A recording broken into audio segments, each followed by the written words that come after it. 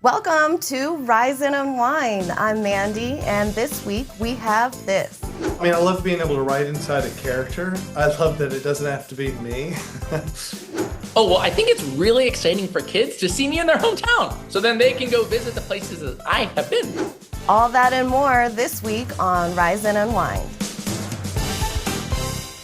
As a mom, I know how stressful it can be to lose service when you're traveling, whether you're trying to keep kids entertained or just stay safe. That's why this new technology is such a big deal. Joining us now from West Virginia is travel journalist Kinga Philipps to share how we can stay connected no matter where we go.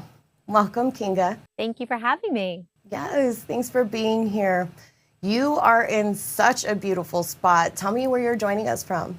I am right here in Dorsey's Knob in West Virginia, and it is absolutely gorgeous. It is also quite remote. So it is the perfect location for me to introduce T-Mobile's new T-Satellite technology, which allows people to stay connected even in the most remote locations. It is gorgeous out there.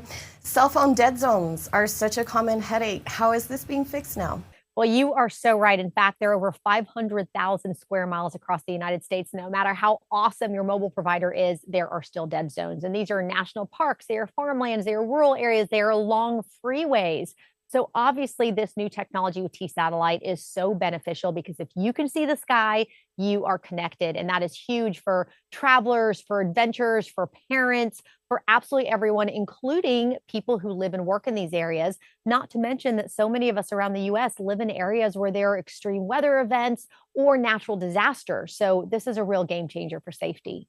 It really is. What should families know about T-Satellite with Starlink, how it works? Well, the technology is really quite awesome. So T-Satellite is partnered with over 650 Starlink satellites. They are constantly lapping the planet, and they actually act like cell towers out in space. So wherever you are in the US, you are connected. And the technology is excellent because it works on just about every smartphone built in the last 4 years. If you are a T-Mobile customer, it's automatically available on their best plans. Just popped up on mine one day, which I was really excited about. But even if you have other plans, or maybe you have Verizon or AT&T, you can purchase the service for $10 a month.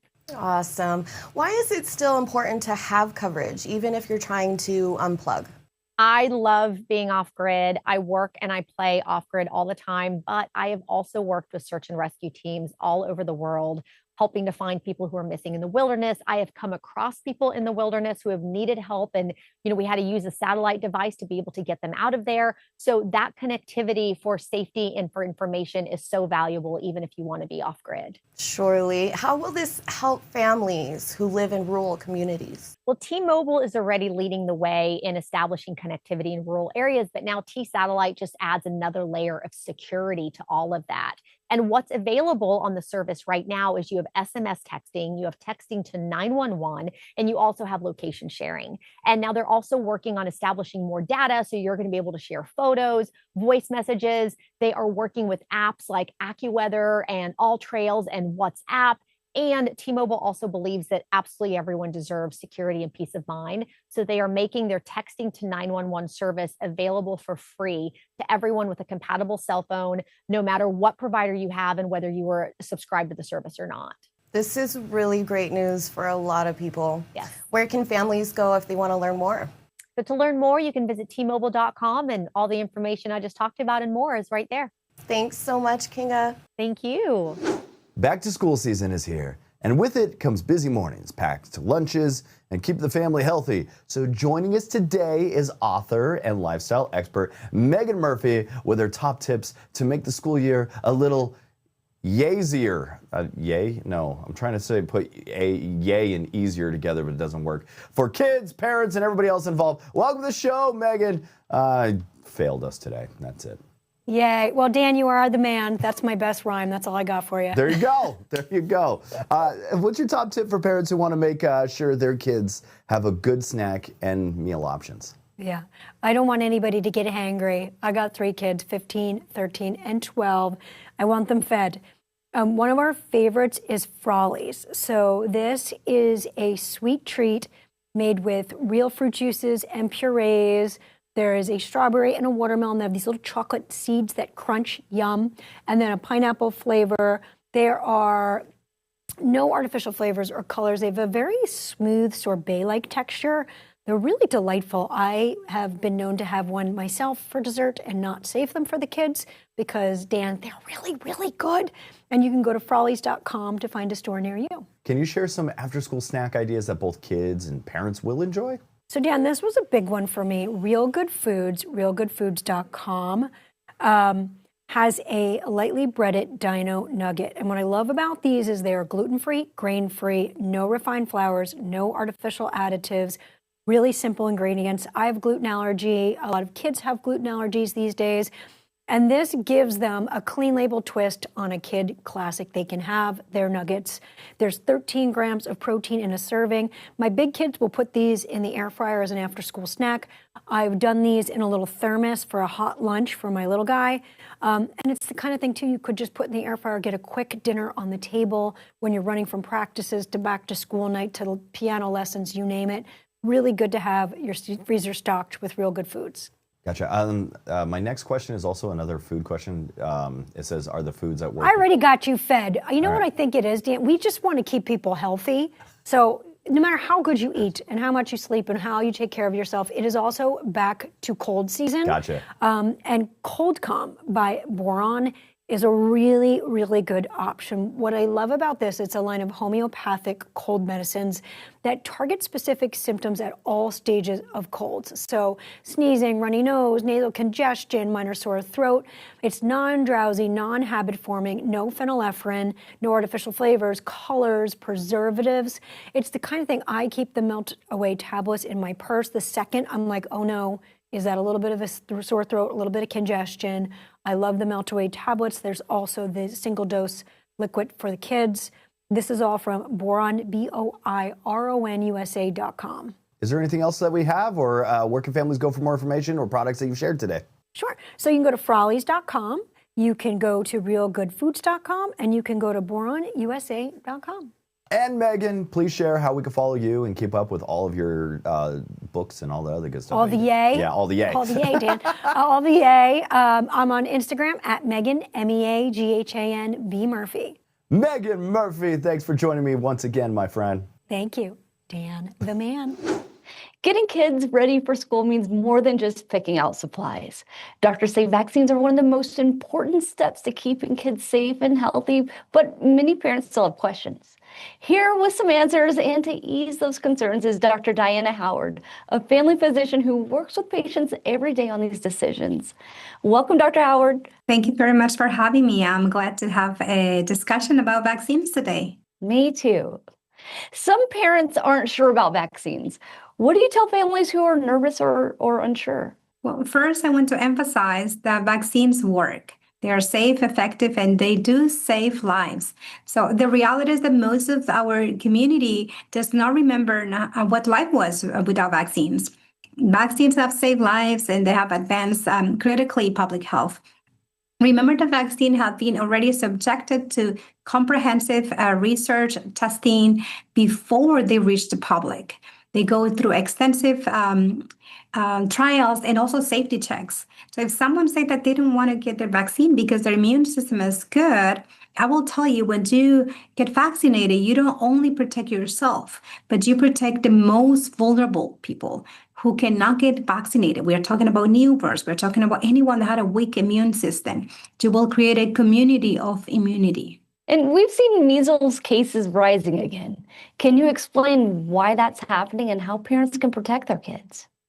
Yes, so let's talk about two facts about measles. One, the measles is the preventable disease, which means that we have a vaccine that can prevent you to develop severe symptoms, hospitalizations, or dying due to this. Second, the measles was eradicated in the US.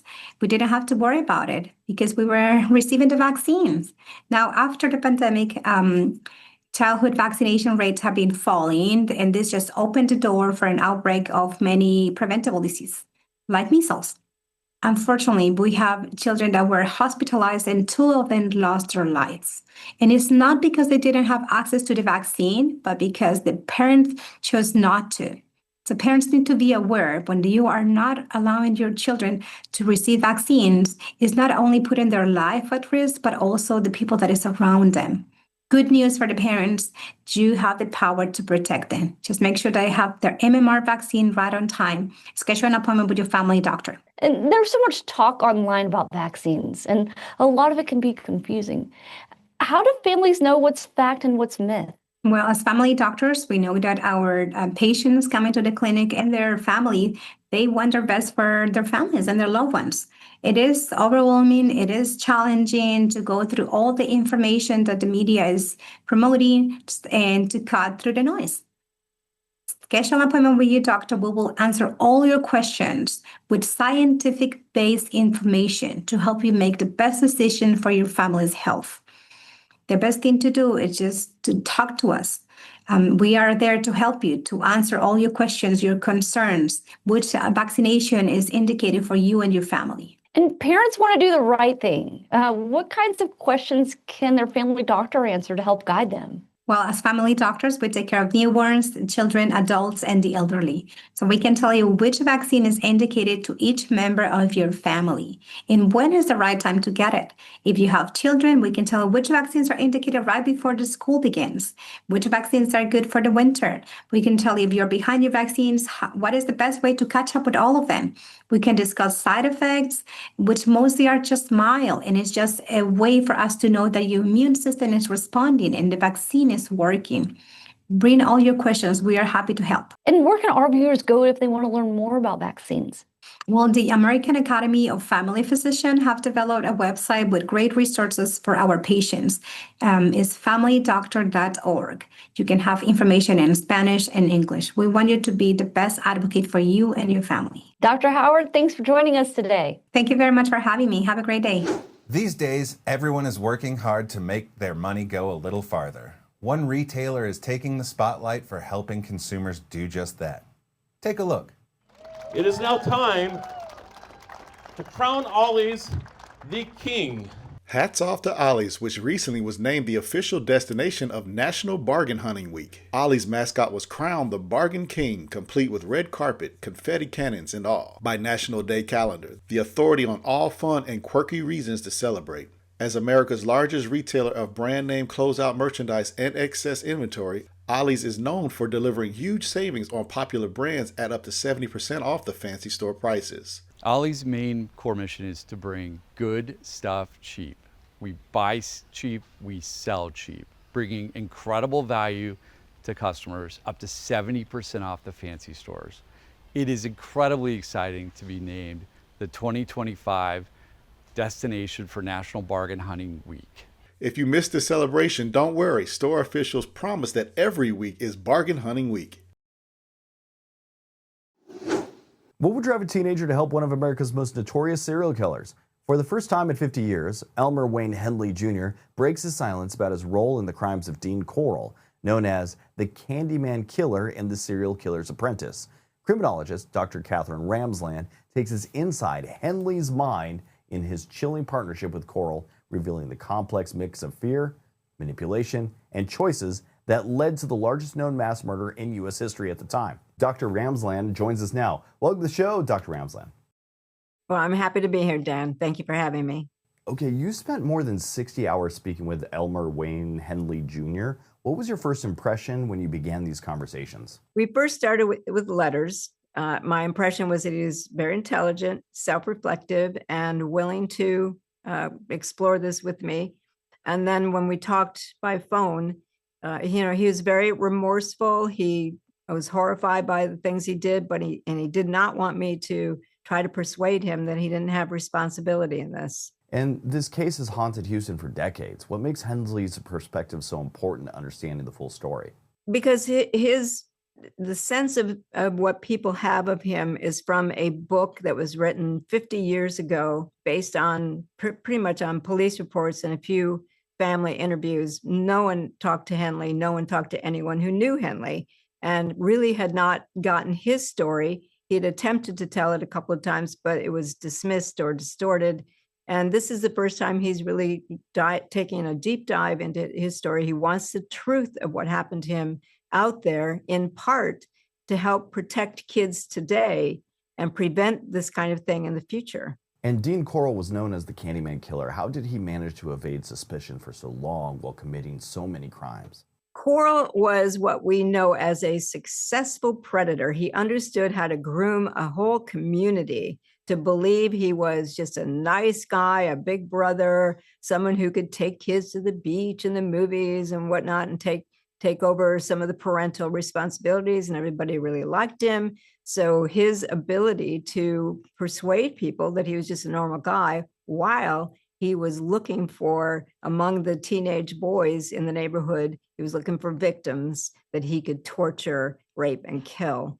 And so he was successful at that for 3 years until Henley himself put a stop to it after being his accomplice, but put a stop to it by killing him. And you explored the dynamic between Henley and Corll. What did you learn about the psychological forces at play in that relationship? I looked a lot at the differences among types of accomplices and what we call the murdar, how the predator looks for the kind of person that could partner with him in vulnerable kids, how they can bait them and manipulate them into doing things they wouldn't ordinarily do. So it was a kind of a master dominant submission relationship. It was coerced and groomed, and Corll knew exactly what he was doing. He had learned from others. He apparently was part of a larger network of traffickers. He certainly studied their ways, whether he participated much with them or not. And so he used that to groom first David Brooks and then Wayne Henley. And beyond the true crime aspect, what do you hope viewers will take away from this documentary? I hope they take away that predators are more sophisticated today than ever. Kids are more vulnerable because they're more willing to share private details and to meet people that they just met online who are complete strangers. So we're hoping that kids who get into trouble, who are pulled into such situations, are listened to when they try to get help, because that's something that Wayne did not have when he tried to get help. Is there anything that we could learn from the situation and use for future?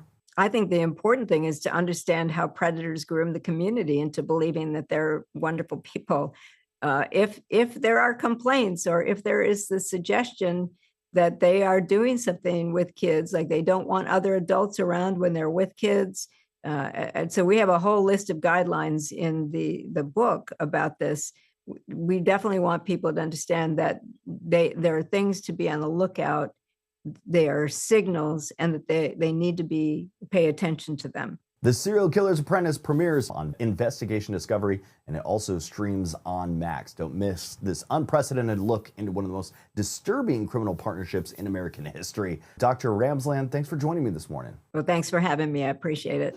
Any parent knows when the sink's empty and the toys are put away, the whole house just feels better. A new survey says cleaning might actually be a love language, helping couples feel closer and cutting down the stress. Relationship expert Dr. Jess Carbino is here with what really turns people on and off around chores, plus quick ways families can share the load. Hi, Dr. Jess. Hi, Mandy. Thanks for having me. Thanks for being here. From your perspective, how do shared chores actually help couples feel more connected day to day? Well, often people don't think about cleaning and romantic partnerships going hand in hand. But in reality, cleaning, which we may think of as a source of drudgery, is really an act of joy. And at Seventh Generation, which as many of us know, is a bio-based cleaning product company, they understood that perfectly well and established that through a recent survey they conducted in which 1,000 Americans said that they found there were 85% of people who believe that cleaning is an act of love. Why does doing a chore unprompted, like dishes or laundry, feel so romantic to so many people? Well, doing chores unprompted is really a selfless act, and it can really help couples build trust and intimacy together. And we found actually that 75% of individuals said that they would rather share chores with a romantic partner than receive a gift. I believe that. What are some small practical ways a tidy space shows respect for your partner, especially with kids in the mix? Of course. Well, as a mom, I can tell you that my house is always a mess until I clean it up, and I'm a reformed cleaner. And Seventh Generation helps me do that. And one way that people can feel this sense of harmony and control individually is through having collective harmony in cleaning in their homes. And in fact, 8 in 10 people said that having a partner who helps maintain their home and keep it clean was a signal of respect. And quick reality check, what are the most common cleaning icks that turn people off fast? Well, these icks tend to be universal, but messy dishes, dirty laundry, all of these things tend to be really at the top of the list. And in fact, 1 in 3 individuals say that they've broken off a romantic partnership because of their partner's messiness. I myself was one of them. For families who want easy tips and product ideas, where should they go? Please go to seventhgeneration.com to learn more. Thanks for joining me, Dr. Jess. Thanks for having me, Mandy. I've been a fan of our next guest for many, many, many, many, many years. And it's not just the music. I love the clever way he tells stories through his songs. Now, he's kind of bringing that sharp writing to the Peanuts gang in Snoopy Presents a Summer Musical, the first Peanuts musical in over 30 years. He's the Emmy-nominated composer and producer behind the special, and he joins us today. Let's welcome Mr. Ben Folds. How are you, my friend? I'm good. Thank you. Good to be here.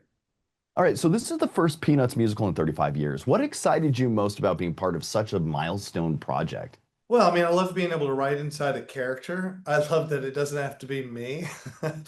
And because that's what I normally do. But I really see enough of myself in Charlie Brown, and that's the voice that I was writing for in this. I wrote the 3 Charlie Brown songs, essentially. And yeah, I mean, what's exciting to me is just to have a world and an inspiration that's thoughtful to sit inside, and you know, the Peanuts is a thoughtful and I won't say slow, but it's not, you know, it's not such an incredibly caffeinated world, you know. And the story, it captures the magic of summer camp and you know, friendships that come with it. How did you approach writing songs that fit into that world? Well, they're very grown-up thoughts. You know, the first song, I pick up writing the songs from the 3rd song out, and that finds Charlie Brown in quite a hole. He's bummed because camp is going to be no more. They're going to mow it down so they can put some malls up, and he's coming to grips with that. So, I mean, anything that is, you know, rather disappointing or sentimental, he's reflecting on all that was before, how much time had been spent by so many generations before. He's mature enough to get and really understand it. And he's also mature enough to think about how he will see things when he's 50, 60 years old. So that's what I put in the song. I just allowed him to be everywhere from 10 to 60 years old inside the song. I mean, that's some freedom, you know.